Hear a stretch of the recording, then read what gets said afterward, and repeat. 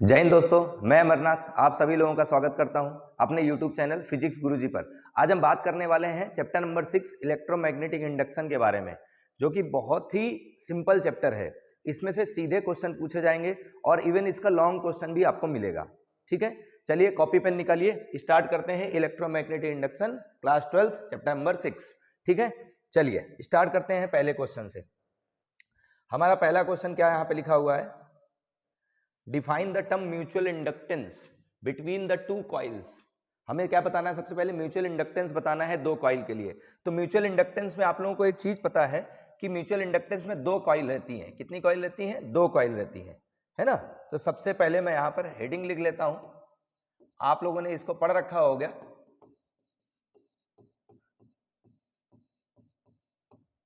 ठीक है, तो म्यूचुअल इंडक्टेंस में स्टार्ट करते हैं। तो एक्चुअली म्यूचुअल इंडक्टेंस का जो फॉर्मूला है पहले वो लिख देता हूं, उसके बाद हम स्टेटमेंट बनाएंगे ताकि आप लोगों को आसानी रहे। तो म्यूचुअल इंडक्टेंस का फॉर्मूला होता है m equal to phi upon I. जो फ्लक्स होता है ना, ये मान लेते हैं सेकेंड कॉइल में है और करंट किस में है? प्राइमरी में है। मतलब ये रहता है एक्चुअल में, अगर मान लो हम जिस कॉइल में करंट देंगे उसकी दूसरी कॉइल में हमें मैग्नेटिक फ्लक्स मिलता है। क्या होता है, पहली वाली कॉइल में करंट दिया तो वो क्या बनाएगा? मैग्नेटिक फील्ड बनाएगा। वही मैग्नेटिक फील्ड सेकेंड कॉइल में लिंक होता है कुछ ऐसा। ये हमारी हो गई प्राइमरी कॉइल। आप लोगों ने ट्रांसफार्मर का नाम सुना होगा। ट्रांसफार्मर म्यूचुअल इंडक्टेंस के प्रिंसिपल पर वर्क करता है। ठीक है, तो मैंने इसको क्या दे दिया? करंट दे दिया। जैसे पहली वाली कॉइल को करंट दोगे, जो इसके पास में कॉइल रखी होगी सेकेंडरी कॉइल, होगा क्या? पहली वाली कॉइल में जब करंट देंगे तो ये मैग्नेटिक फील्ड बनाएगा और मैग्नेटिक फील्ड पास कहां से होगी? सेकेंड कॉइल से। किससे पास हुई? सेकेंड। तो मैग्नेटिक फील्ड पहले वाले ने बनाया। किसने बनाया? पहले वाले ने। मैग्नेटिक फील्ड पहले ने बनाया, मिला किसको? मैग्नेटिक फील्ड सेकेंड वाले को। तो जब सेकेंड वाले से मैग्नेटिक फील्ड पास होगा तो मैग्नेटिक फ्लक्स लिंक होगा सेकेंड कॉइल में। किसमें होगा? सेकेंड कॉइल में। तो म्यूचुअल इंडक्टेंस भी किसको मिलेगा? सेकेंड कॉइल को। तो आप चाहो तो यहां M2 लिख सकते हो। ठीक है, फिलहाल हमें उससे मतलब, हमें सिर्फ स्टेटमेंट बताना, हम स्टेटमेंट देखते हैं। तो यहां क्या हो जाएगा? मैग्नेटिक फ्लक्स, हम लोग फॉर्मूले से ही डेफिनेशन बनाएंगे, है ना। तो magnetic flux link in the secondary coil लिख देता हूं मैं, है ना। Secondary coil when current passes from the primary coil, from the primary. Secondary नाम दिया है एक को हमने प्राइमरी दिया है ना, primary coil. This phenomena is known as mutual inductance. इसी फेनोमेना को क्या बोलते हैं? Mutual inductance. ठीक है, तो ये हमारा हो गया म्यूचुअल इंडक्टेंस का स्टेटमेंट, है ना। मैं एक बार स्क्रीन देख लेता हूं एक्चुअल में सब सही आ रहा है कि नहीं, क्योंकि आज मैं यहां पर अकेला हूं और अभी सब सही है। ठीक है, तो क्या होगा, किसी को पता नहीं रहेगा कि क्या रिकॉर्डिंग चल रही है नहीं चल रही है ना। चलिए, इसके बाद इसका सेकंड पार्ट क्या है? Obtain the expression for mutual inductance of a pair of long coaxial solenoids. दो लॉन्ग कोएक्सियल सोलेनॉइड्स है, ईच ऑफ लेंथ L है, रेडियस R1 है और R2 है। अच्छा, R2 is greater than R1 है। ठीक है, number of turn N1 N2 दिए हैं, हमें म्यूचुअल इंडक्टेंस लाना है। देखो, हमारे पास दो कॉइल है। पहला कॉइल मैं ऐसे ले लेता हूं, ये हो गया हमारा पहला कॉइल।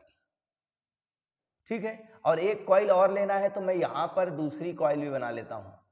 ये डैश वाला जो पोर्शन है ना, ये सेकेंड कॉइल हो गया।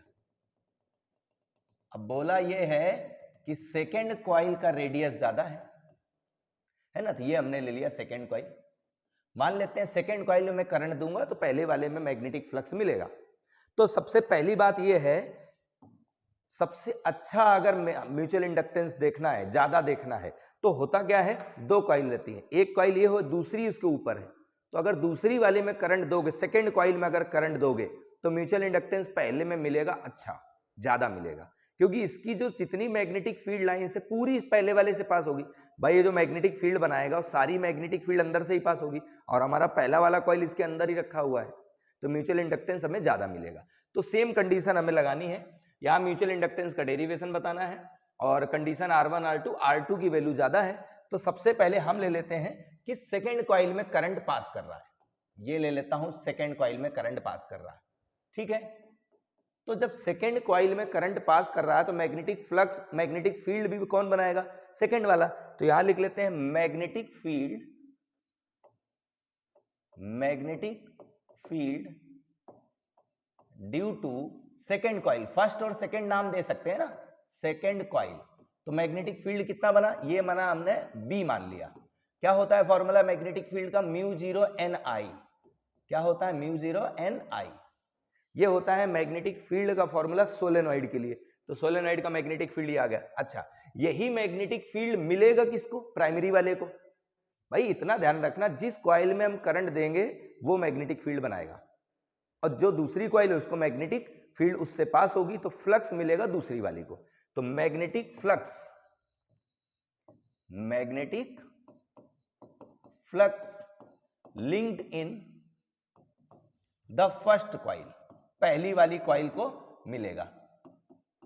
तो कितना मिलेगा मैग्नेटिक फ्लक्स, मिला किसको, पहली वाली को। किसकी वजह से मिला, दूसरी वाली की वजह से, ठीक है। Magnetic flux link in primary due to secondary. Formula क्या होता है, B into A. Magnetic field तो दूसरे वाले का था, एरिया हो गया ए। एरिया क्या हो गया, ए। किसका, दूसरे वाले का है ना, ये ध्यान रखना। A2 लिख देता हूं मैं। एक और चीज, नंबर ऑफ टर्न तो भाई पहली वाली को मिल रही ना, फ्लक्स तो पहली वाली में मिल रहा, तो नंबर ऑफ टर्न पहली वाली के रहेंगे, ये ध्यान रखना है भाई। देखो जिसको फ्लक्स मिलेगा नंबर ऑफ टर्न उसी के काउंट होंगे। तो नंबर ऑफ टर्न किसके, N1, यानी कि पहली वाली कॉइल का हमें नंबर ऑफ टर्न लेना है। वैल्यूज पुट कर देते हैं। तो N1 को N1 लिख दिया। मैग्नेटिक फील्ड का फॉर्मूला ऊपर आ गया था, mu zero N2 I2। Area को हम लिख देते हैं पाई आर स्क्वायर। एरिया A2 था इसलिए पाई R2 स्क्वायर ले लिया। अब यहां पर एक दिक्कत ये आ रही है, N1 कैपिटल में है और N2 स्मॉल में है। N1 कैपिटल में है, N2 स्मॉल। इसका मतलब ये है टोटल नंबर ऑफ टर्न और ये है नंबर ऑफ टर्न पर यूनिट लेंथ। तो मैं इसको कैपिटल N के फॉर्म में कन्वर्ट कर देता हूं। सबसे पहले लिखा म्यू जीरो, फिर लिखा मैंने N1। मैं N2 को लिख देता हूं, N2 स्मॉल वाले को कैपिटल N बाय L, ठीक है। अब बताता हूं फॉर्मूला क्या है। I2 को I2 लिखा और पाई R2 स्क्वायर को पाई R2 स्क्वायर लिख दिया, ठीक है। यहां पे एक्चुअल में होता कुछ ऐसा है, यहां मैं फॉर्मूला लिख देता हूं, नंबर ऑफ टर्न को लिखते हैं capital N by L, number of turn पर यूनिट लेंथ, ठीक है। अब इसको सॉल्व कर लो, सॉल्व करना है तो अभी करो, अदरवाइज इसको ऐसे लिखा रहने दो। म्यूचुअल इंडक्टेंस किसको मिलेगा, जिसमें फ्लक्स मिला था। तो म्यूचुअल इंडक्टेंस ऑफ प्राइमरी, या फर्स्ट सेकंड नाम दिया तो फर्स्ट सेकंड दे दो। Mutual inductance of first coil due to second coil, second coil. तो म्यूचुअल इंडक्टेंस हो गया हमारा M, किसको मिल रहा, फर्स्ट को। किसकी वजह से, सेकंड की वजह से। फ्लक्स हो गया पहले ये F12 लिखा था, और करंट हो गया हमारा जिसमें पास कर रहा था, करंट तो I2 में पास कर रहा था। करंट किसमें, सेकंड वाले में करंट पास कर रहा था ना, ठीक है। मतलब फाइनली आपको ये ध्यान रखना है, करंट वाला टर्म्स कैंसिल होगा। तो यहां अगर इस फॉर्मूले में फाई में अगर I2 से डिवाइड करते तो क्या बचता, म्यू जीरो बचता, N1 बचता, N2 बचता, पाई बचता, R2 स्क्वायर बचता, और डिवाइड में क्या आता, L आता। ये है हमारा रिजल्ट, ये क्या है हमारा रिजल्ट है। हमने क्या करा था, सेकेंड कॉइल में करंट दिया था, सेकेंड कॉइल ने मैग्नेटिक फील्ड बनाया, तो मैग्नेटिक फ्लक्स मिलेगा पहली वाली को, तो पहली वाली के नंबर ऑफ टर्न लेने, ये सबसे इंपॉर्टेंट चीज है। और जब ध्यान रखना, जब कभी म्यूचुअल इंडक्टेंस की बात होगी तो करंट क्या होता है, कैंसिल आउट हो जाता है। तो करंट से करंट हमारा क्या कैंसिल आउट होगा, ये आ गया हमारा रिजल्ट, ठीक है। चलिए अगले क्वेश्चन पर आते हैं। अगला क्वेश्चन क्या लिखा हुआ है, आई स्क्वायर, जस्ट मिनट,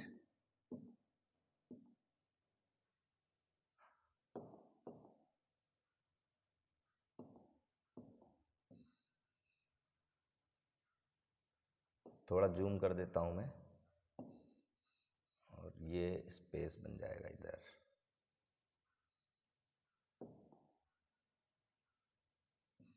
ठीक है,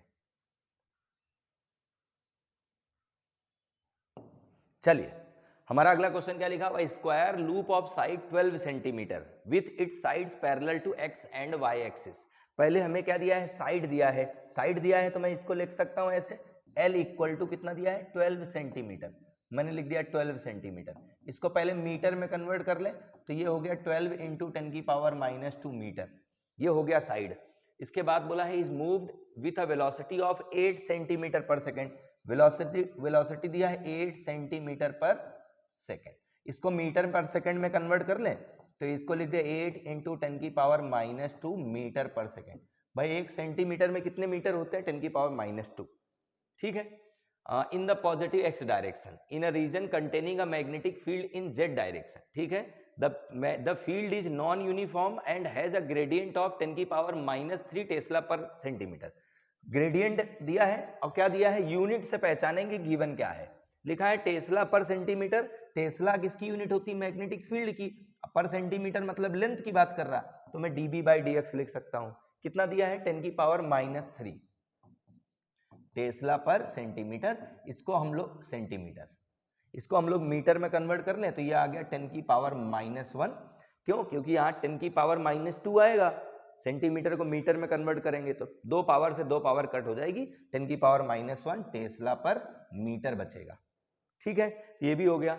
इसके आगे लिखा है is increased by this along the negative x direction it increases by 10 की पावर -3 टेस्ला पर सेंटीमीटर नहीं आएगा, टेस्ला पर सेकेंड आएगा, है ना, सेकेंड -1 आएगा। As one moves in the negative X direction, ठीक है, and it is decreasing in time at the rate of this one. ये लाइन नहीं है, ये लाइन गलत है, यहाँ नहीं आनी चाहिए थी, किसी और क्वेश्चन की लाइन आ गई है ना, इसको कट कर देना, ठीक है। Determine the direction and magnitude of the induced EMF, induced current. हमें क्या लाना है, इंड्यूस्ड करंट का मैग्नीट्यूड लाना है और डायरेक्शन लेके आना है, ठीक है। In the loop if its resistance is this one, resistance कितना दिया है 4.50 मिली ओम, कितना है 4.50 मिली ओम।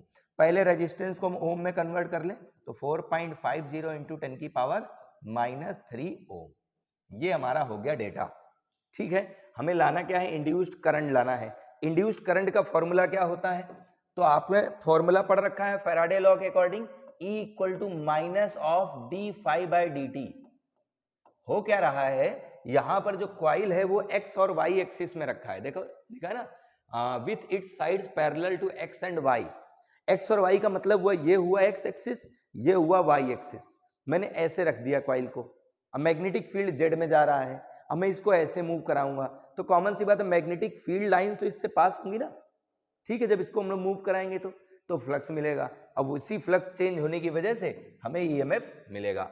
चलिए, अब यहाँ मैग्नेटिक फील्ड हमारा जो है ना वो चेंज हो रहा है, बोला है उसमें क्वेश्चन है माइनस ऑफ d/dt, फाई की जगह लिख देता हूं b इंटू ए, ठीक है।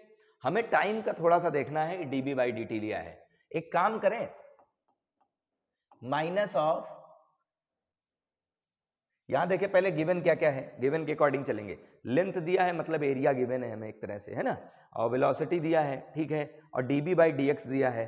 तो dB तो दिया नहीं है, dB/dx है, तो एक काम करो, यहां पर हम लोग कुछ मल्टीप्लाई करेंगे अपनी तरफ से, तो मैंने लिख दिया dB अपॉन, मैंने dx से मल्टीप्लाई किया और dx से डिवाइड किया, ऐसा नहीं लिख सकते। मैंने यहां पर क्या किया, dx से डिवाइड करा और dx से ही मल्टीप्लाई किया, बाकी तो सेम लिखा हुआ है, मतलब हमारे पास ईएमएफ आ गया, कितना आ गया, dB/dx को हम लोग लिखते हैं वेलोसिटी, तो मैंने इसको लिख दिया वेलोसिटी, ठीक है, सॉरी dx/dt को लिखते हैं वेलोसिटी, और ये है dB/dx, जैसा का जैसा वैसा रख दिया, और एरिया को एरिया लिख दिया। भाई देखो फॉर्मूला dx/dt यानी कि डिस्प्लेसमेंट अपॉन टाइम, वेलोसिटी होता है। अब यहां हम पूरी वैल्यूज रख सकते हैं, तो E इक्वल टू V की वैल्यू कितनी दी थी, तो V की वैल्यू दी थी हमारी 8 इंटू 10 की पावर -2, तो मैंने V की जगह लिख दिया 8 इंटू 10 की पावर -2। dB/dx कितना दिया हुआ है, तो यहां देखो dB/dx है 10 की पावर -1, ये लिख दिया हमने 10 की पावर -1। एरिया कितना है, तो एरिया है हमारा ये, लेंथ का स्क्वायर था, कहां गया, ये लेंथ था, एरिया निकालना है, स्क्वायर कर दो इसका, तो 12 इंटू 10 की पावर -2, 2 बार लिख देते हैं 12 इंटू 10 की पावर -2, ये आ गया। अच्छा एक चीज ध्यान रखेंगे, हमारा मैग्नेटिक फील्ड जो है डिक्रीज कर रहा था, इसलिए माइनस लगा दिया। दिखा ना gradient and has a gradient of 10 की पावर -3। ग्रेडियंट का मतलब होता है डिक्रीज करना विथ रिस्पेक्ट टू डिस्टेंस। ठीक है, ये हमने माइनस लिया, माइनस माइनस हो गया प्लस, तो ईएमएफ कितना आ गया, ये 8 बचा और वो 12 इंटू 12 बचा। सॉल्व करके देखते हैं क्या है, तो मैंने 8 को 8 लिख लिया और 12 इंटू 12 हमने कर दिया 144 आ गया, इंटू पावर कैलकुलेट कर लेते हैं, 10 की पावर माइनस हो गया 4, 10 की पावर 7, ये हो गया हमारा 10 की पावर -7। अब 8 का मल्टीप्लाई करना रह गया है, तो 8 का मल्टीप्लाई 8 चौक 32, 2 आया 3 बचा, 8 चौक 32 और 3 कितना हुआ 35, 5 आया 3 बचा और 8 एकम 8 और 3 कितना हुआ 11। कैलकुलेशन आप एक बार चेक कर लेना, सारी चीज दी है कि नहीं। आई इंटू 10 की पावर -7 है ना। तो ईएमएफ कितना आ गया, यहाँ अगर लिखना चाहो 3 पॉइंट इधर शिफ्ट कर दो, 1.152 इंटू 10 की पावर -4 वोल्ट। ठीक है, मैं एक बार चेक कर लेता हूँ स्क्रीन कैसी चल रही है। ठीक है, सब सही साथ चल रहा है। तो ये आ गया हमारा ईएमएफ की वैल्यू। अब इन्होंने एक चीज और पूछी थी, अच्छा इन्होंने ईएमएफ नहीं पूछा है, इन्होंने करंट पूछा था ना। तो एक काम करो, इसको डिवाइड करने की जरूरत नहीं थी, ये ईएमएफ आया हमारा ना। करंट पूछा था, ई को आई आर लिखते हैं, तो I R equal to 1152 into 10 की पावर -7। तो आई की वैल्यू लानी थी तो रेजिस्टेंस से डिवाइड कर दो, 1152 इंटू 10 की power -7 divide by resistance. Resistance कितना दिया हुआ है 4.5 इंटू 10 की पावर -3, तो मैंने रेजिस्टेंस लिख दिया 4.50 इंटू 10 की पावर -3। अब देखो आप डिवाइड कर लेना, है ना। कैलकुलेटर का ऑप्शन इधर कहीं होगा, देखना पड़ेगा किधर है ना, नहीं तो अभी कर देता मैं, आप सॉल्व कर लेना, मैं पावर आपकी दिखा देता हूँ ना। पॉइंट हटा देंगे तो ऊपर 2 जीरो आ जाएंगे, तो ये फाइनली हमारे पास 11 जस्ट मिनट, ये आएगा 1152 डिवाइड बाय ये आया 450 इंटू पावर देखे पहले 10 की पावर -3 से पावर -3 कम कर दो, 10 की पावर -4 बचेगा ऊपर। अब जब इसका पॉइंट हटाया तो ऊपर 2 जीरो और आए होंगे, तो 10 की पावर 2 और आ गया होगा। तो इसको अब सॉल्व करके देख लें, तो एक जीरो से एक जीरो कट कर देता हूं, तो 10 की पावर 1 बचता है, यानी कि पावर बचता है 10 की पावर -3। अब 45 से इसको डिवाइड करना है ना, 45 से डिवाइड करना है 1152 को, तो 10 बार जाएगा। अब आगे का देख लेना, 11 बार जाएगा समथिंग, ये आएगा हमारा एम्पियर, है ना। इतना समय नहीं अभी करने के लिए, क्योंकि टाइम हो गया, एग्जाम आने वाली है। ठीक है, ये हो गया इंड्यूस करंट का मैग्नीट्यूड। अब इन्होंने पूछा था इंड्यूस करंट का डायरेक्शन क्या होगा। अब इसे समझेंगे थोड़ा, कैसे डायरेक्शन बताते हैं। जैसे मेरे पास मान लो कोई एक ऑब्जेक्ट, मैं यहां से एक बुक ले लेता हूं, ये हमारा था प्लेन। अब ये प्लेन ऐसे रखा था एक्स वाई में, अब ये मूव कर रहा है एक्स में, तो मूव किधर कर रहा है एक्स में, मैग्नेटिक फील्ड किधर है ऊपर, यही बता रहा है ना, मैग्नेटिक फील्ड ऊपर की तरफ था जेड में, जेड ये है, एक्स ये है, वाई ये है। तो जब ऐसे मूव करेंगे तो हम क्या यूज करते हैं यहाँ पर, जब डायरेक्शन ऑफ इंड्यूस करंट लाना रहता है तो फ्लेमिंग का राइट हैंड रूल यूज करते हैं ना, फ्लेमिंग राइट हैंड रूल। तो ये एफ, ये बी, ये आई, हमें करंट बताना है। ये एफ है, फोर्स किधर लगा, इधर तरफ, इधर लेके गए ना। अब बी किधर है, बी ऊपर की तरफ है, ऐसे ही लगाएंगे F B I, F B I. तो करंट बताना है, एफ किधर है, इधर लगा तो इसको इधर करा, बी किधर है, बी ऊपर की तरफ था, तो करंट किधर है, बाहर की तरफ, यानी कि आउटसाइड बोल सकते हो। या हम डायरेक्शन देना चाहे तो ये कौन सी, वाई डायरेक्शन में था। ठीक है, तो डायरेक्शन अगर देना है तो डायरेक्शन हम कहां देंगे, इन वाई डायरेक्शन,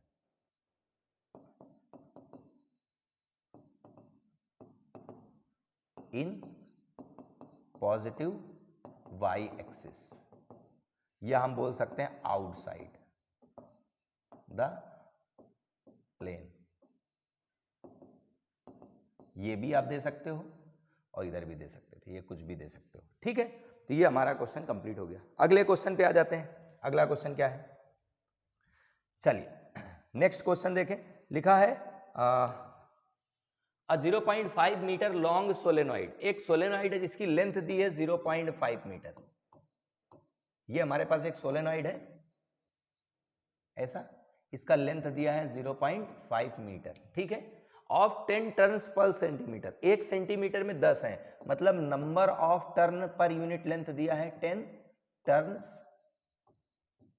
पर सेंटीमीटर। तो एक काम करें, n इक्वल टू अगर निकालें तो इसको ऐसे नहीं लिख सकते, 10 टन्स पर मीटर कर ले, तो मीटर कर ले तो 10 की पावर -2 आ जाएगा मीटर करने के लिए, मतलब स्मॉल n की वैल्यू आ गई 10 की पावर -2 ऊपर गया तो +2 हो गया, यानी 1000 टर्न्स पर मीटर। ये तो कॉमन सी बात है भाई, अगर 1 सेंटीमीटर में 10 टर्न है तो 1 मीटर में कितने होंगे, 100 का मल्टीप्लाई कर दो, ठीक है।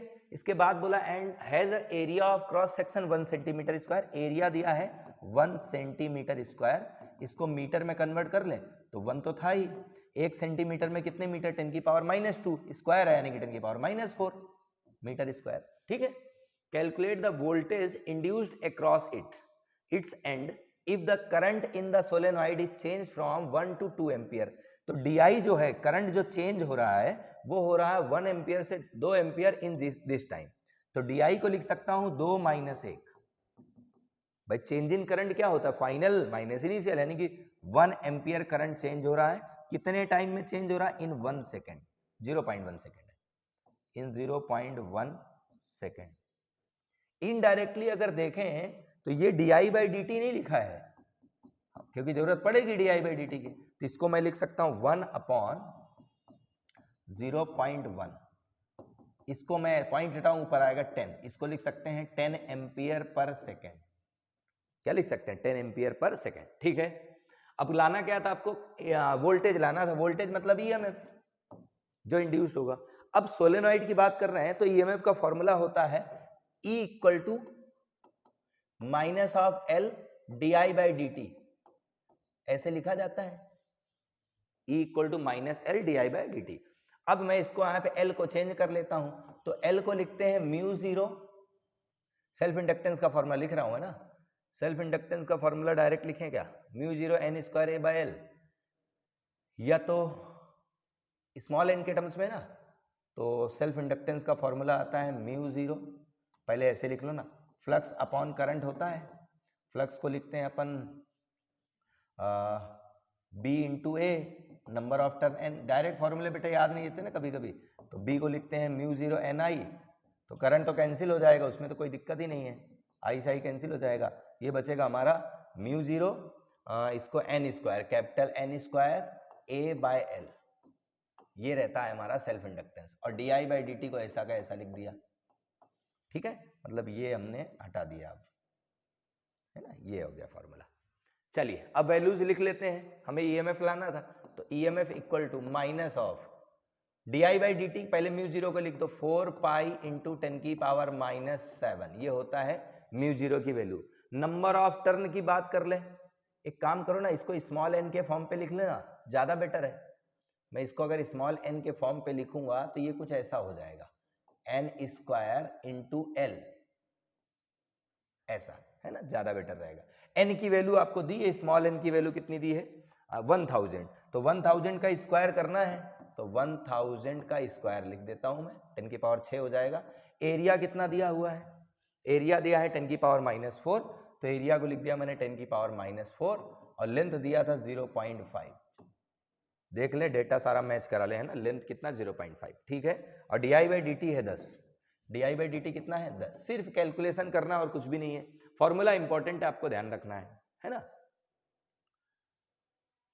अब देखें कितना आ रहा, तो E = नंबर पकड़ो पहले तो, 4 को 4 रखो, इसको 3.14 लिख लो पाई को, और 0.5 को मैं 0.5 को 5 लिख लेता हूं, है ना, फिर पावर कैलकुलेट करते हैं, इनटू, देखो पावर कैसे कैलकुलेट कर, ये हुआ 10 की पावर 6, 10 की पावर 3 का स्क्वायर है ना, 10 की पावर 6, और एक ये 10 है, तो 10 की पावर 7 से 10 की पावर -7 तो कैंसिल हो गया, बचता है हमारा, यहाँ पॉइंट हटाया तो नीचे 10 आया था, वो 10 की पावर 1 ऊपर जाएगा, 10 की पावर -1 हो जाएगा, यानी कि 10 की पावर -5 हो गया, बाकी सारा हमारा कैलकुलेट हो गया, ठीक है, समझ आ गया होगा। देखो 10 की पावर 6 ये हुआ, 10 की पावर 1 ये हुआ, तो 10 की पावर 7 से 10 की पावर -7 तो कैंसिल हो गया, बच रहा है हमारे पास ये पॉइंट, नीचे हटाया तो नीचे 10 आया, इस 10 को ऊपर ले जाएंगे 10 की पावर -1 हो जाएगा, तो 10 की पावर -5 हो गया, बाकी कुछ भी नहीं बचा, ठीक है।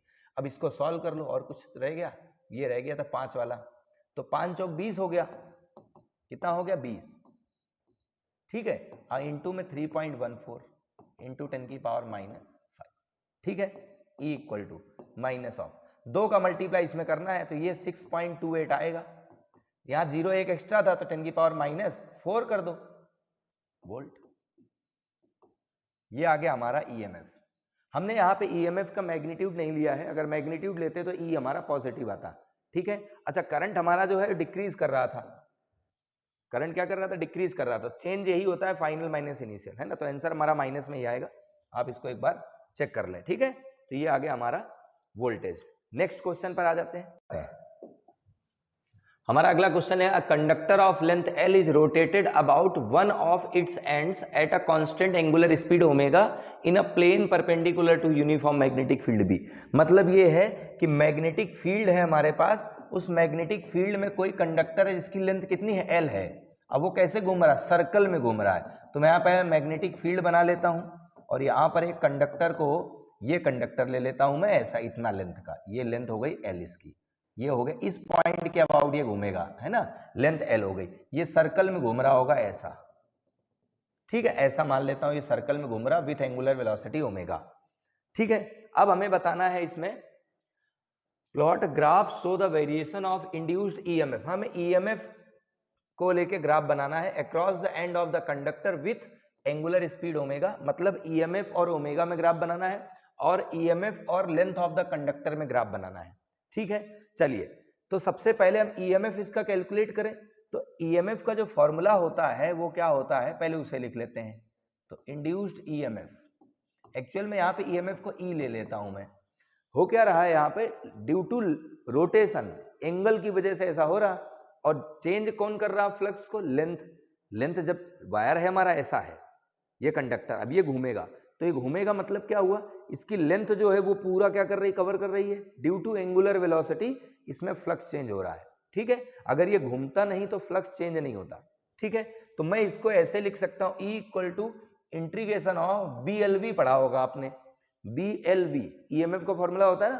तो मैंने लिखा E equal to B, magnetic field fix है और वेलोसिटी इसकी फिक्स है, और लेंथ हमारा क्या होगा, DL ले लेते हैं।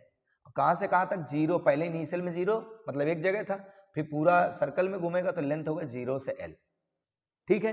अब हम इसको सॉल्व कर लेते हैं। तो E को E लिखा, B को B लिखा, V को मैं लिख सकता हूं V equal to omega L, क्या होता है, ओमेगा L, और DL को लिख दिया DL, ये हो गया 0 से L। भाई V इक्वल टू होता है ना, V equal to R omega पढ़ा होगा आप लोगों ने, क्या पढ़ा होगा, R ओमेगा, ये पढ़ा होगा। R की जगह मैंने क्या लिया है, लेंथ लिया है, भाई रेडियस उसकी R नहीं है, लेंथ L है। तो मैंने E को E लिखा, B को B लिखा, ओमेगा बाहर कर दिया। L DL का इंटीग्रेशन क्या होगा, L²/2, लिमिट 0 से L।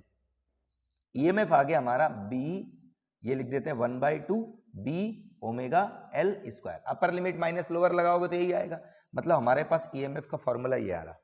आप डायरेक्ट भी इसको याद कर सकते हो कि जब रोटेट करेगा कोई वायर जिसकी लेंथ L है तो EMF कितना आएगा, हाफ B ओमेगा L², ठीक है। अब हमें बताना है ग्राफ E और ओमेगा में। तो E और ओमेगा में तो सीधी बात है, स्ट्रेट बनेगा। तो ये हो गया E versus omega, E versus omega, कैसा बनेगा ग्राफ इसका, स्ट्रेट लाइन, ठीक है। और सेकंड वाला है हमारा E वर्सेस L, तो ये EMF वर्सेस L, तो ये कैसा बनेगा, इंक्रीजिंग पैराबोला। ये देखें यहाँ पर L² है और E है, तो ये स्क्वायर रहे, क्वाड्रेटिक इक्वेशन जैसा, तो इंक्रीजिंग पैराबोला बनेगा, ठीक है। तो ये भी हमारा क्वेश्चन कंप्लीट हो गया। नेक्स्ट पे आ जाते हैं। अगला क्या है, अगला क्वेश्चन लिखा, what is motional EMF. Motional EMF क्या होता है, a deduce an expression for the EMF induced across the end of a conductor moving in a perpendicular magnetic field. सबसे पहले मोशनल ईएमएफ का मतलब होता है कि मोशन की वजह से, मोशनल ईएमएफ का मतलब क्या होता है, ड्यू टू मोशन। अगर किसी कॉइल में ईएमएफ इंड्यूस हो due to motion of the conductor, तो यहां लिख सकते हैं induced EMF across a conductor due to its motion in a uniform magnetic field. वैसे नॉन यूनिफॉर्म भी लिख सकते हैं, बट हम लोग नॉर्मली यूनिफॉर्म लेते हैं, इसलिए मैंने यूनिफॉर्म लिख दिया है ना। कोई ऐसा क्राइटेरिया नहीं है कि आपका कोई मार्क्स कम होगा यूनिफॉर्म लिखने से, यूनिफॉर्म में भी होगा, नॉन यूनिफॉर्म में भी होगा, तो हम लोग यूनिफॉर्म लेते हैं इसलिए मैंने लिख दिया है, ठीक है। अच्छा, अब इसका एक्सप्रेशन लाना है। मैं काम करता हूं, मैग्नेटिक फील्ड बना देता हूं पहले क्रॉस, ये मैंने क्रॉस मैग्नेटिक फील्ड बना दी। बहुत ही सिंपल डेरिवेशन है ना। यहाँ पे मैं एक काम करता हूं, एक कॉइल बना देता हूं यू शेप का, मैंने ऐसा यू शेप का ऐसा कंडक्टर ले लिया, इसको और आगे तक ले लेते हैं पूरा बाहर तक, है ना, कोई दिक्कत नहीं, ऐसा ये यू शेप का है ना। अब यहाँ पे मैं एक कंडक्टर रखता हूं जिसकी लेंथ क्या है, एल है, इसकी लेंथ क्या है, एल है। इस कंडक्टर को मैं मूव कराऊंगा विथ वेलोसिटी v, इसकी लेंथ है यहाँ पे जो यू शेप का हमने लिया है कंडक्टिंग वायर, उसकी लेंथ एल है, और यहाँ से यहाँ तक के डिस्टेंस को आप चाहो तो बी ले लो या एक्स ले लो, मैं एक्स ले लेता हूँ, है ना। बी भी लिया जा सकता है, लेकिन मैग्नेटिक फील्ड भी होता है कैपिटल और ये स्मॉल भी होता तो कंफ्यूजन होता है ना।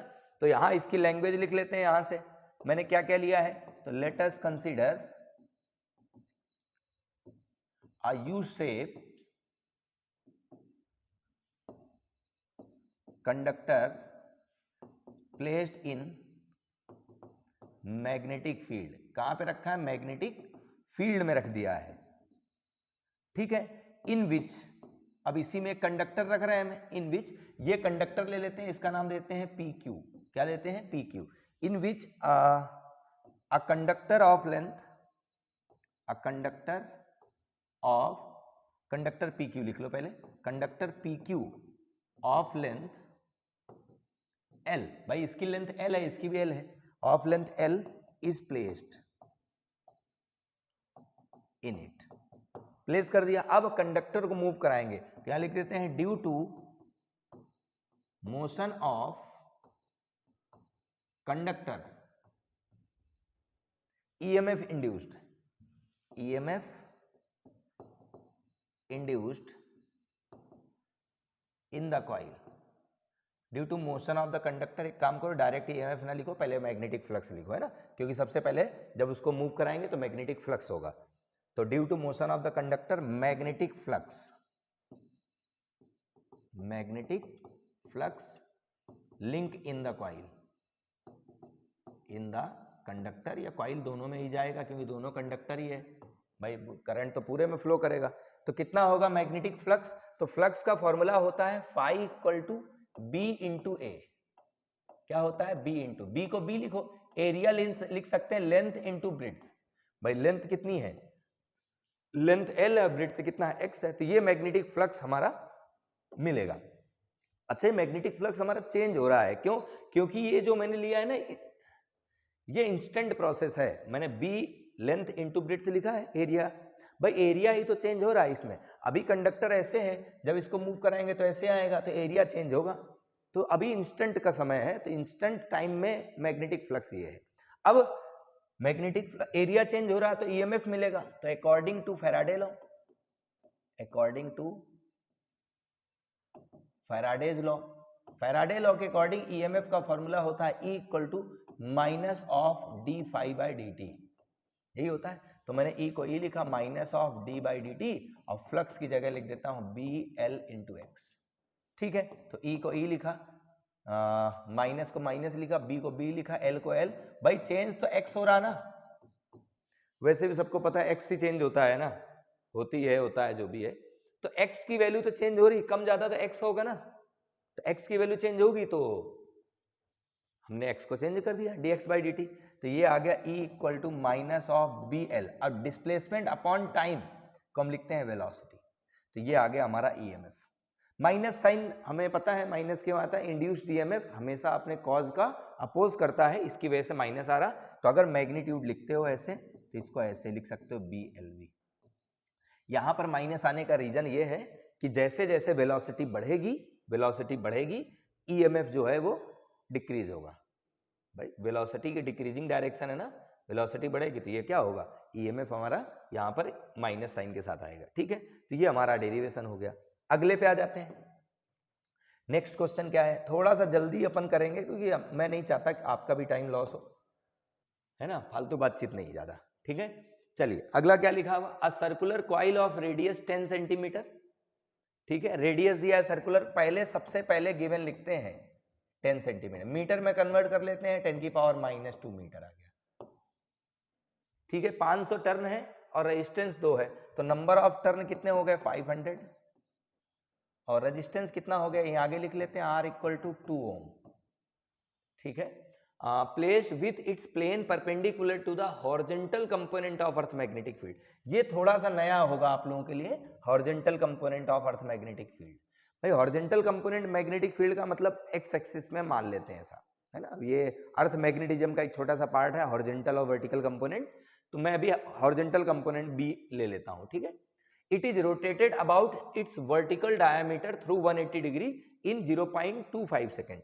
टाइम दे दिया है 0.25 सेकेंड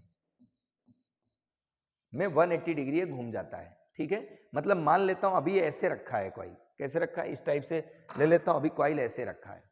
ठीक है, अब ये 180 डिग्री घूमेगा, तो ये हुआ 90 और ये हुआ 180, बराबर है, तो 180 डिग्री इसको हम घुमा देंगे। लिखा estimate the current induced in the coil. अब मैग्नेटिक फील्ड का हॉरिजॉन्टल कंपोनेंट दिया है बी की वैल्यू 3 × 10⁻⁵ टेस्ला, और टाइम लिखी दिया है मैंने। कैलकुलेट करना है इंड्यूस्ड ईएमएफ, इंड्यूस्ड करंट लाना है, करंट इंड्यूस्ड है ना, आई की वैल्यू लाना है। ठीक है, सबसे पहले हम क्या करते हैं यहां पर, फैराडेज लॉ से पहली कंडीशन अप्लाई करते हैं, है ना। पहली कंडीशन मतलब क्या है, यहां लिख देते हैं इन फर्स्ट केस। पहले केस में जो हमें फ्लक्स मिलेगा वो क्या होगा, तो पहला जो फ्लक्स है हमारा φ1 लिख लेते हैं। भाई फ्लक्स का फॉर्मूला होता है -n b × a। Flux minus नहीं आता दादा, पहले इसको मैं b.a लिख देता हूं, है ना, b.a, b.a। Number of turn है इसमें इसलिए n × ba लिख दिया। अब डॉट रिमूव करेंगे तो एंगल आएगा, कितना एंगल आएगा, तो पहले तो मैग्नेटिक फील्ड की डायरेक्शन में रखा है, तो ये आ गया BA × में cos थीटा। cos थीटा क्या होगा 0, पहले तो 0 पे रखा है, फिर उसको 180 घुमाया है, तो पहले 0 पे था फिर 180 घुमाएंगे हम, तो φ1 की जो वैल्यू आ रही है वो आ रही है NBA।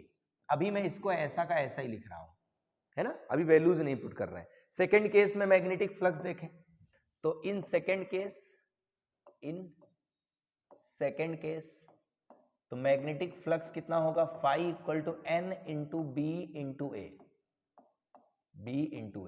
अब अगर यहां डॉट रिमूव करेंगे तो एंगल आएगा, कितना एंगल आएगा, तो BA cos थीटा, थीटा कितना है 180, cos 180 रखे तो φ2 की वैल्यू आ जाती, कितना था -nBA। cos 180 क्या होता है -1, ये आ गया। अब अकॉर्डिंग टू फैराडे लॉ,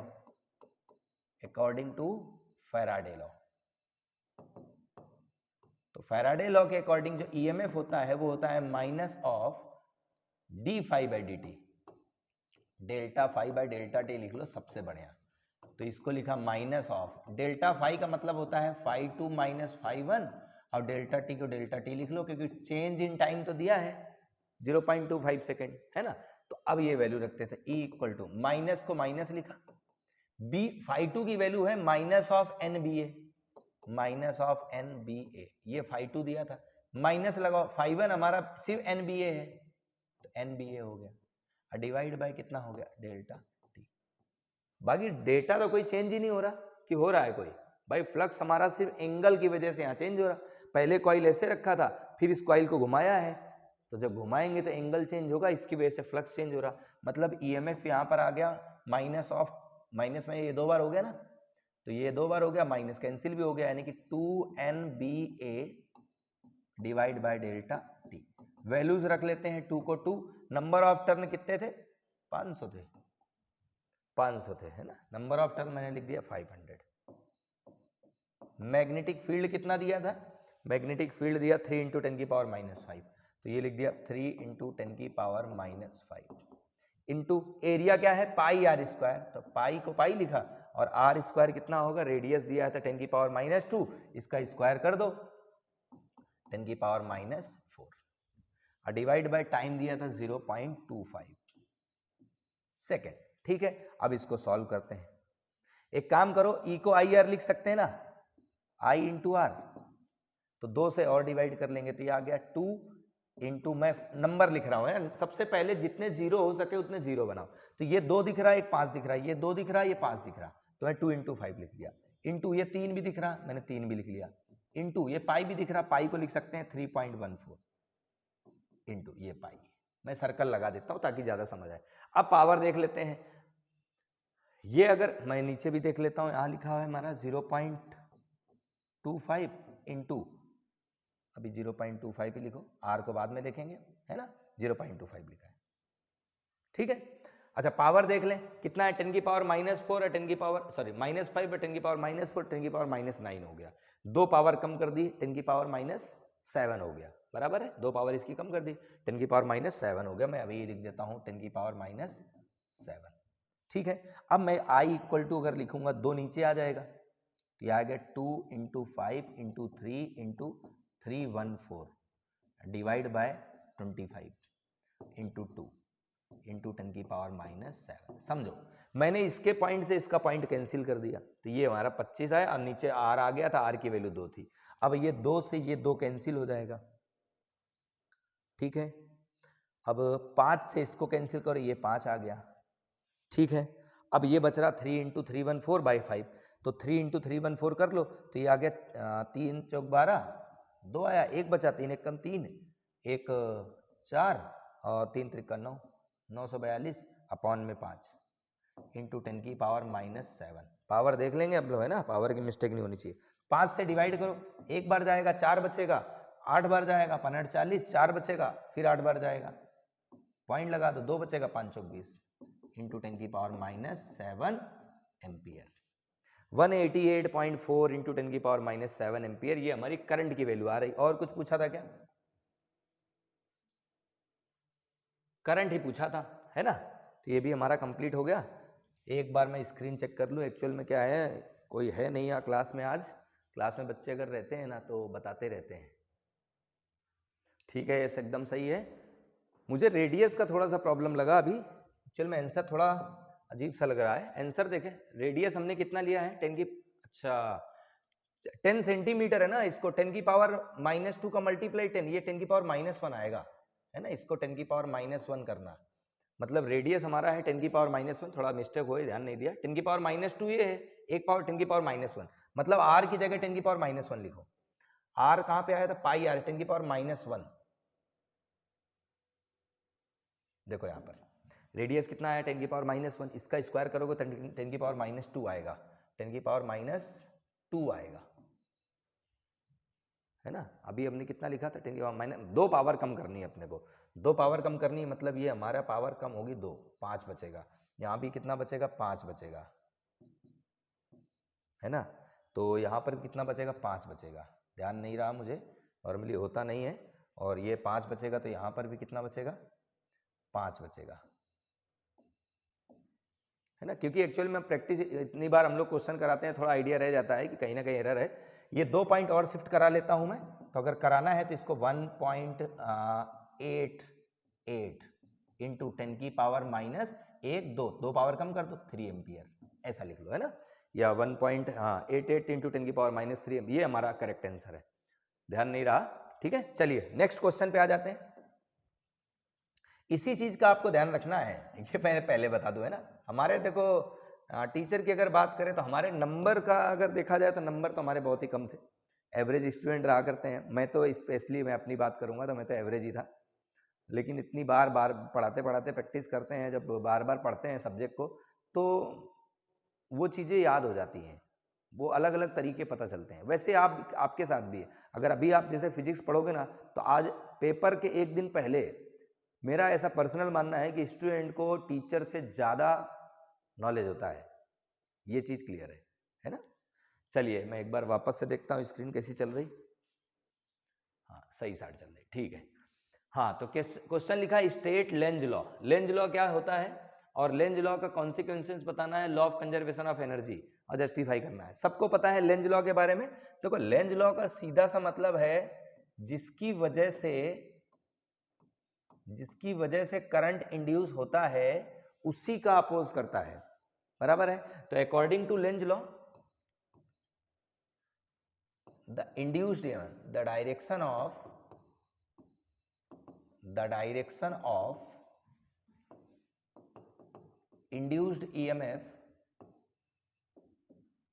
और current opposes the change in magnetic flux, change in magnetic flux, magnetic flux के चेंज का अपोज करता है। ठीक है, तो इंड्यूस्ड ईएमएफ का डायरेक्शन ऐसा होता है, वो चेंज इन मैग्नेटिक फ्लक्स का अपोज करता है। ये बोल सकते हैं चेंज इन कॉज। ठीक है, अपोजेस द कॉज बोल सकते हैं ना, जिसकी वजह से बना। अब आपको जस्टिफाई करना है कि कंजर्वेशन ऑफ एनर्जी को फॉलो करता है। ठीक है, देखो सबसे पहला मैं करता हूं, यहां पे मैंने यहां पर एक ले लिया कॉइल। क्या ले लिया? कॉइल। ये हमारी कॉइल है, इसमें मैं गैल्वेनोमीटर लगा देता हूं ऐसा। ठीक है, अब मैं यहां पे एक लेता हूं मैग्नेट, ऐसे। मैंने मैग्नेट का नॉर्थ पोल लिया, ये साउथ पोल लिया। अब ये मैग्नेट को मूव कराऊंगा इधर towards the coil.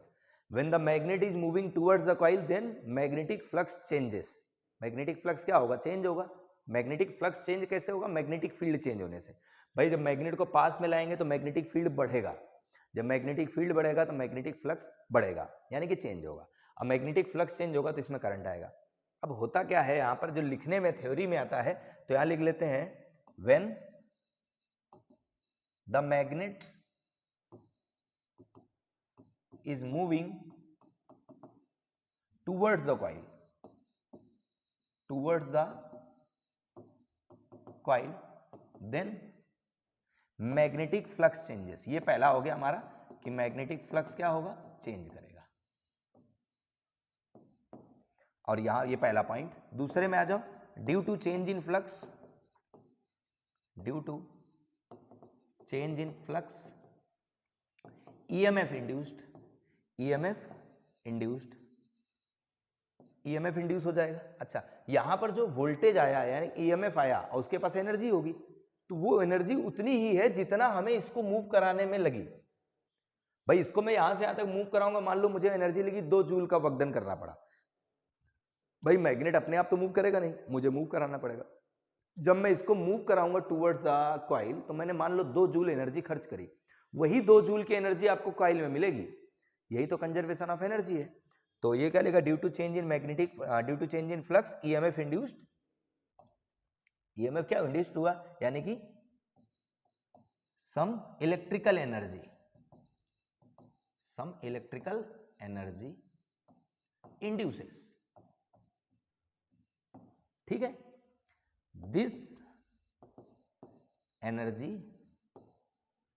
Is equivalent to, equal to the energy, this energy is equal to the energy bringing the magnet towards the coil, magnet towards the coil। जितना coil की तरफ ले जाने में हमें एनर्जी लगी, उतनी एनर्जी यहां प्रोड्यूस होती है, और यही हमारा कंजर्वेशन ऑफ एनर्जी। ठीक है, तो हमारा लेंज लॉ जो है वो कंजर्वेशन ऑफ एनर्जी को फॉलो करता है। नेक्स्ट पे आ जाते हैं। अगला क्वेश्चन क्या है? देखो हैवी सा क्वेश्चन दिख रहा है, घबराने की जरूरत नहीं है, आए हुए क्वेश्चन है और हो सकता है कभी आ जाए। क्वेश्चन ही बड़ा है, सॉल्यूशन छोटा है। ठीक है, अब metallic rod of length L and resistance R is rotated with a frequency new. ये न्यू है ना, ये न्यू है। With one and hinged at the centre and the other and at the circumference of a circular metallic ring of radius L। पहले एक question मैंने बताया था, L लेंथ का वायर था, घूम रहा था, वही है। About an axis passing through the centre and perpendicular to the plane of the ring. ठीक है, a constant and uniform magnetic field B parallel to the axis is present everywhere. ठीक है, मतलब मैग्नेटिक फील्ड में एक wire है जिसकी length L है, वो ऐसे सर्कल में घूम रहा, बात खत्म। पहला, derive the expression for the induced EMF and current in the rod. EMF वाला लेके आए थे, करंट बिल्कुल वैसे ही बन जाएगा। और ये तो हो गया पहला, हम क्या क्या लाना है? इंड्यूस्ड ईएमएफ लाना है, करंट लाना है, और due to the presence of current in the rod and the magnetic field find the expression for the magnitude and direction of the force. Force लाना है, बात खत्म। और obtain expression for the power, power लाना है, बात खत्म। 3 चीजें लानी है यहाँ पे। करंट, ईएमएफ आएगा तो करंट। ईएमएफ का क्या फॉर्मूला था भाई? पहला पार्ट इंड्यूस्ड ईएमएफ,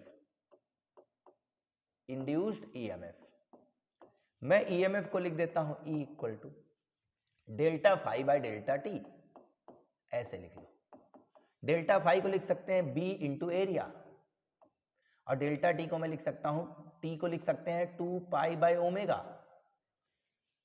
बराबर है, यही आएगा। अब इसको क्या करो, B को B लिखो, एरिया को लिख दो पाई L स्क्वायर, ओमेगा ऊपर आ गया और 2 पाई भाई साहब नीचे है। यही करा था अपन ने थोड़ी देर पहले, पाई से पाई कट कर दिया, वहां मैंने इंटीग्रेशन करके लिया था, बात तो वही है। तो E को मैंने क्या लिख दिया, 1/2 B ओमेगा L स्क्वायर। लो भैया, पहला वाला पार्ट तो हो गया। सॉल्यूशन बहुत ही छोटा है, मैंने पहले बोला था। अच्छा, करंट लाना था, तो इंड्यूस करंट क्या होगा, I equal to E by R. तो करंट आएगा, इसमें R से डिवाइड कर दो, 1/2 B omega L square upon में R। ये भैया दूसरा हो गया, मतलब पहला वाला पार्ट कंप्लीट। सेकेंड पार्ट में बोला फोर्स कितना लगेगा, force acting on it F equal to formula लगा दो, IBL पढ़ा है आपने, IBL, आई स्मॉल कर लो, स्मॉल बनाया मैंने, IBL। भाई जब कोई कंडक्टर मैग्नेटिक फील्ड मूव करेगा तो उसमें फोर्स लगेगा, कितना लगेगा, IBL। तो I की वैल्यू रखो, I की वैल्यू ऊपर लिखी 1/2 B omega L square upon R, I into में BL।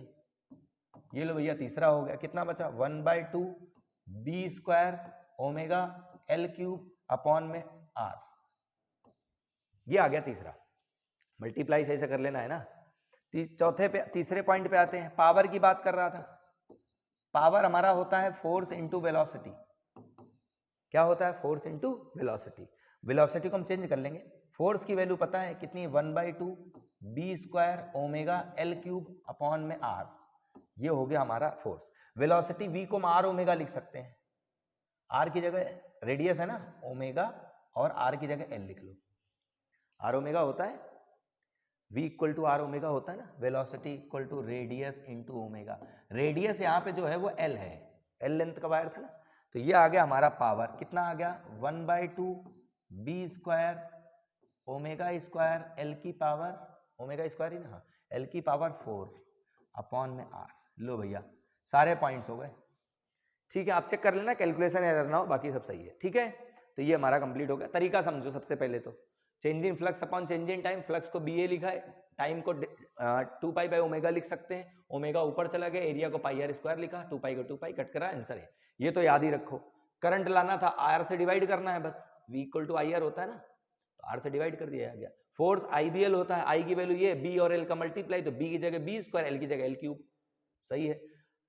पावर बताना फोर्स इंटू वेलोसिटी, तो फोर्स तो उठा के वही रखना है, वेलोसिटी को ओमेगा L रखना है, बस बाकी कोई दिक्कत ही नहीं, ठीक है। नेक्स्ट पे आ जाते हैं। अगला क्वेश्चन क्या है, इतनी जगह छोड़ दी क्या, गलती से हो गया होगा। अच्छा, यहाँ पे एक डायग्राम है, जो डायग्राम दिखा नहीं है, मैं डायग्राम पहले बना देता हूँ। क्या लिखा है, figure shows a rectangular conducting frame MNOP of resistance R placed partially in a perpendicular magnetic field B and move with a velocity V as shown in the figure, ठीक है। ऑब्टेन द एक्सप्रेशन, मतलब ऐसा magnetic field रहा होगा, इस magnetic field में हमें एक कॉइल रखना है MNOP, ये कॉइल रख देते हैं MNOP, ऐसा रख देते हैं ना MNOP। और ये क्या कर रहा है, मूव कर रहा है with velocity V magnetic field में, ऐसे है ना, ऐसा मूव कर रहा है, ठीक है। बोला obtain the expression for the force acting on the arm ON। ON कहाँ, ये गलत है, ऐसा नहीं होगा, ये डायग्राम में कुछ देखना पड़ेगा, नंबर थोड़ा सा अलग है। मैं एक बार देख लेता हूं, कभी डायग्राम बना हो तो, नहीं बना है, चलिए कोई बात नहीं, देखता हूं इसे। किसमें बोला है direct force acting on the arm ON, ON इसको ले लें, MNO, यहाँ ऐसे ले लो, MNOP है ना, ON इसी को ले लेते हैं, ज़्यादा बेटर है। Power required to move the frame to get a steady EMF induced between arm MN and OP। MN का है, MN और OP। मैं एक बार इसको, मेरे हिसाब से तो अभी यही है, फिलहाल देख लेते हैं। सबसे पहले क्या फोर्स बताना है, फोर्स कितना लगेगा, force F equal to, force को भी मैंने बताया था ना फॉर्मूला F को क्या लिखा था अपन ने, IBL, IBL बराबर है। अब इसको मूव कराएंगे, करंट की वैल्यू क्या आएगी, EMF अपॉन रेजिस्टेंस, EMF कितना आएगा, हाँ ठीक है, एक काम करो, करंट की वैल्यू को लिख सकते हैं EMF अपॉन रेजिस्टेंस और BL को BL लिख दो, भाई करंट तो यही होता है EMF अपॉन रेजिस्टेंस। इतना तो कंफर्म है कि जब इसको मूव कराएंगे v वेलोसिटी से, भाई नंबर कहीं भी mn ऐसा ही रहेगा, कंफर्म है ना, जब इसको मूव कराएंगे तो ड्यू टू मोशन EMF आएगा, तो EMF E/R लिख दिया, करंट को E/R लिख दिया। अब F को F लिखा, E को लिख सकते हैं हम, इलेक्ट्रिक EMF है ना, E को लिखते हैं BLV, क्या लिखते हैं BLV, ये देखो EMF को हमने ऐसे लिखा था, छोड़ो इधर, देखो EMF हमारा होता है delta phi by delta t, phi को लिखते हैं B इंटू ए और टाइम को T, ठीक है, और ओमेगा वाला कोई सीन है नहीं यहाँ पर, तो BLV आएगा, ये कंफर्म है। तो E की जगह हम लिख देते हैं BLV, B magnetic field, L length है और V वेलोसिटी, इसकी लेंथ L होगी, इसकी लेंथ क्या होगी, L होगी, दिया भी होगा क्वेश्चन में, अगर नहीं है तो कहीं ना कहीं मेंशन होगा, ठीक है, फिलहाल तो नहीं है अभी। तो ये हो गया EMF, अपॉन R को R लिखा, BL को BL लिखा, ऐसा। तो ये फोर्स तो आ गया हमारा B² L² V/R, है ना, ठीक है, मैं एक बार चेक कर लूंगा इसको बाद में, अभी फिलहाल तो करेक्ट है, ये फोर्स आ गया। दूसरा क्या बोला, power required to move the frame to get steady EMF, power का फॉर्मूला लगा दो, बिल्कुल वही है, कुछ भी नया नहीं है ना, पावर का फॉर्मूला लगा दो, फोर्स इनटू वेलोसिटी, फोर्स की जगह वैल्यू क्या आई थी अपनी, वो लिखा के रख दो, B² L² V/R, B²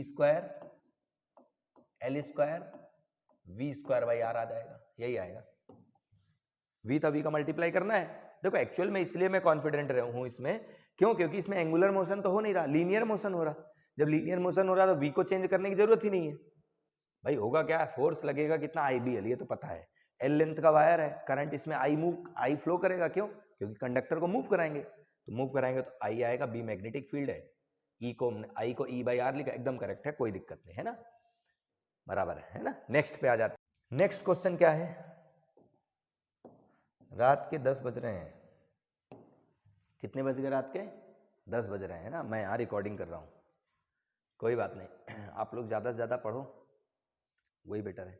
ये लास्ट क्वेश्चन हमारा है ना, a circular coil of radius 10 centimetre and 20 turns is rotated about the vertical diameter, ठीक है, क्या लिखा, सर्कुलर कॉइल ऑफ रेडियस दिया है, रेडियस कितना है 10 सेंटीमीटर, रेडियस को अगर मैं यहाँ पर लिखूं तो 10 की पावर 10 को देखो, गलती नहीं करेंगे है ना, 10 की पावर -2 मीटर आ जाएगा, ऐसा आया हुआ था लग रहा, वो तो नहीं, वो नहीं, अलग है। तो ये बचा हमारा 10 की पावर -1 मीटर, ये रेडियस आ गया मीटर में।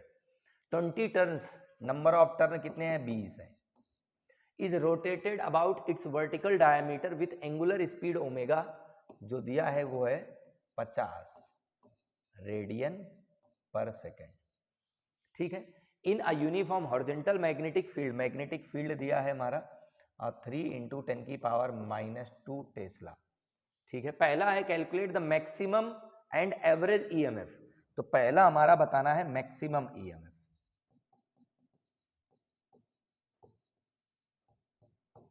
मैक्सिमम EMF जो होता है उसको बोलते हैं E = NAB ओमेगा, आपने पढ़ा होगा, हम लोग जब जनरेटर की बात करते थे तो EMF आता था NAB ओमेगा साइन थीटा, लेकिन मैक्सिमम बोला है तो साइन थीटा मतलब साइन 90 हो जाएगा, वो 1 होगा, तो ये आएगा NAB ओमेगा, वैल्यूज रखे, आंसर आएगा, n की वैल्यू कितनी, ये मैक्सिमम है ना, ध्यान रखेंगे, n की वैल्यू कितनी है 20, एरिया लिखेंगे πr², पाई r की जगह 10 की पावर -1, इसका स्क्वायर कर दो, b की जगह वैल्यू है 3 × 10 की पावर -2, इसको लिख दो 3 × 10 की पावर -2 इंटू, अब बचा क्या हमारा ओमेगा, ओमेगा कितना है 50 है ना, रेडियन पर सेकेंड ही है, हाँ, सॉल्व करके देखते हैं कितना आ रहा। तो ये वैल्यूज हमारी कितनी लिखी पहले वो देखें, तो ये 3 का मल्टीप्लाई पाई में करो, पाई मतलब ये मैं लिख देता हूं ऐसा, E equal to 3 into pi, pi मतलब 3.14 इंटू, अब पावर देख लेते हैं यहाँ, देखो 20 इंटू 50 कितना हो गया, 2 पंचे 10, 1000 हुआ, इंटू लगाया, और क्या पावर है, जस्ट मिनट, और क्या पावर है, 10 की पावर -2, 10 की पावर -2 यानी 10 की पावर -4, ये हो गया 10 की पावर -4, यही बचेगा। तो मैक्सिमम ईएमएफ कितना आया, इन दोनों का मल्टीप्लाई करो, 3 चौक 12, 2 आया, 1 बचा, 3 एकम 3, 1 4 और 3 त्रिकन 9 बराबर है 3, ये 9.42 इंटू 10 की पावर -1, यानी कि मैक्सिमम ईएमएफ हमारा आ गया 0.942 वोल्ट। ठीक है, अब एक और क्या पूछा था इसमें, मिनिमम भी पूछा था, maximum and average EMF. Average EMF के लिए क्या करेंगे, तो ये लिखा हमने इसी में, ऐसे ही लिख लेते हैं, average EMF, average EMF, average, ये पहले मैक्सिमम वाला मार्क कर लेते हैं। एवरेज ईएमएफ कैसे है, तो maximum plus minimum divide by 2। भाई एवरेज कैसे निकालते हैं, दोनों को ऐड करके 2 से डिवाइड कर दो, तो मैक्सिमम वाला तो 0.942 है, मिनिमम वाला 0 होगा, और 2 से डिवाइड कर दो। मिनिमम वाला 0 क्यों होगा, क्योंकि पहले मान लेते हैं फ्लक्स हमें मिला ही नहीं, कॉइल ऐसे रखा हुआ था कि फ्लक्स नहीं मिला, घूमा ही नहीं ना। एक जनरेटर का एक अगर नॉर्मल रखा रहता है, जैसे जनरेटर खड़ा है, ऑन नहीं करा, तो जब ऑन नहीं करा तो कॉइल घूमा ही नहीं, जब कॉइल घूमा नहीं तो फ्लक्स क्या होगा, चेंज नहीं होगा, फ्लक्स चेंज नहीं होगा, तो ईएमएफ हमारा 0 रहेगा। 2 से डिवाइड कर दो इसको, कितना बचेगा, 0.2 से कैंसिल करो, 4 आया, 1 बचा, 7 आया, 0.21 है ना, यही आएगा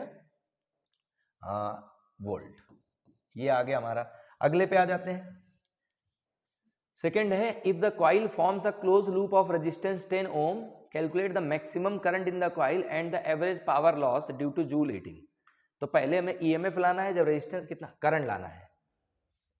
if the coil forms this one, calculate the maximum current, current कितना आएगा जब रेजिस्टेंस 10 है, भाई साहब सेकेंड, करंट लाएंगे तो ईएमएफ अपॉन रेजिस्टेंस ही होगा ना, और ये मैक्सिमम ईएमएफ पूछा है, क्योंकि करंट मैक्सिमम पूछा है, बराबर है। तो ई मैक्सिमम की वैल्यू कितनी है, 0.942, और डिवाइड बाय रेजिस्टेंस 10 दिया था ना, रेजिस्टेंस कितना दिया है 10, 10 से डिवाइड कर दो इसको, जैसे 10 से डिवाइड करोगे कितना आएगा 0.0942 एम्पियर, ये वोल्ट था ना, हाँ ये वोल्ट, बराबर है, ये करंट आ गया।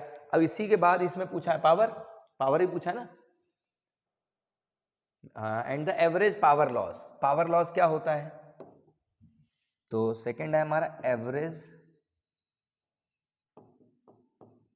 पावर लॉस, तो ये P हो गया, इसको I²R लिख सकते हैं, I²R, तो ये लिख लेता हूं, या V²/R लिखो, एक ही बात है, तो मैं इसको लिख देता हूं एवरेज ईएमएफ अपॉन रेजिस्टेंस।